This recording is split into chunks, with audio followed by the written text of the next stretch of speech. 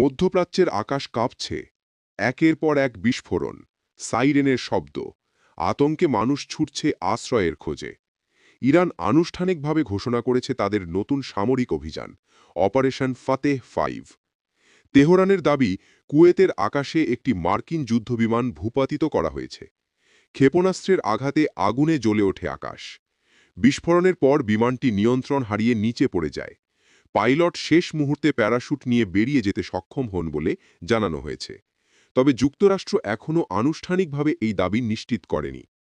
শুধু একটি বিমান নয়, ইরান বলছে ইসরায়েলের ভেতরে কৌশলগত বিভিন্ন লক্ষ্যবস্তুতে চালানো হয়েছে ব্যাপক ক্ষেপণাস্ত্র ও ড্রোন হামলা। তেল আবিব, জেরুজালেম বিভিন্ন শহরে রাতভর বিস্ফোরণের শব্দ শোনা গেছে বলে আন্তর্জাতিক সংবাদ মাধ্যমে খবর প্রকাশিত হয়েছে। ইসরায়েলের প্রধানমন্ত্রী বেঞ্জামিন নেতানিয়াহুর সরকার ক্ষয়ক্ষতির প্রকৃত তথ্য গোপন করছে এমন অভিযোগ তুলেছে একাধিক আন্তর্জাতিক বিশ্লেষক। যদিও ইসরায়েলি কর্তৃপক্ষ বলছে তারা পরিস্থিতি নিয়ন্ত্রণে রেখেছে এবং প্রতিরক্ষা ব্যবস্থা সক্রিয় রয়েছে। ইরানের রেভলিউশনারি গার্ড অর্থাৎ ইসলামিক রেভলিউশনারি গার্ড কোর জানিয়েছে এই অভিযান যুক্তরাষ্ট্র ও ইসরায়েলের সাম্প্রতিক হামলার সরাসরি জবাব। তাদের ভাষায় আক্রমণের প্রতিটি জবাব আরও শক্তভাবে দেওয়া হবে। সংযুক্ত আরব আমিরাতের আল ধাফরা এয়ারবেসও আলোচনায় এসেছে। সেখানে মার্কিন উন্নত যুদ্ধবিমান মোতায়েন রয়েছে। ইরানের অভিযোগ, ওই ঘাঁটি থেকে তাদের বিরুদ্ধে নজরদারি এবং সামরিক সহায়তা দেওয়া হয়েছে। ফলে রাডার ও নজরদারি অবকাঠামো ছিল হামলার প্রধান লক্ষ্য।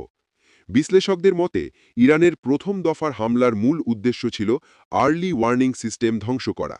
এই রাডারগুলো যুক্তরাষ্ট্র ও ইসরায়েলকে আগাম সতর্কবার্তা দেয়। যদি এই প্রতিরক্ষা দুর্বল হয়ে পড়ে তাহলে পরবর্তী হামলা আরও গভীরভাবে আঘাত হানতে পারে। এদিকে ইরানের সর্বোচ্চ ধর্মীয় নেতা আলী খামেনাইয়ের মৃত্যুর পর দেশটির সামরিক কৌশলে বড় পরিবর্তন এসেছে বলে ধারণা করা হচ্ছে। যুদ্ধ পরিচালনায় এখন বিকেন্দ্রীকৃত নেতৃত্ব ব্যবস্থা নেওয়া হয়েছে। অর্থাৎ একক কমান্ড সেন্টারের পরিবর্তে একাধিক কমান্ড স্ট্রাকচার থেকে হামলা পরিচালিত হচ্ছে।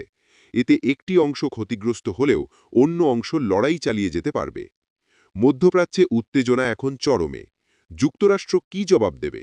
ইসরায়েল কি আরও বড় পাল্টা হামলা চালাবে, নাকি পরিস্থিতি কূটনৈতিক আলোচনার দিকে মোড় নেবে? বিশ্বজুড়ে উদ্বেগ বাড়ছে। আন্তর্জাতিক বাজার, তেলের দাম, বৈশ্বিক নিরাপত্তা সব কিছুতেই পড়তে পারে এর প্রভাব। এই মুহূর্তে সবচেয়ে বড় প্রশ্ন, এটি কি সীমিত সামরিক সংঘাত নাকি পূর্ণাঙ্গ আঞ্চলিক যুদ্ধে রূপ নিতে যাচ্ছে? মধ্যপ্রাচ্যের আকাশে যে আগুন জ্বলছে তার শিখা কতদূর ছড়াবে সেটাই এখন সবার নজরে।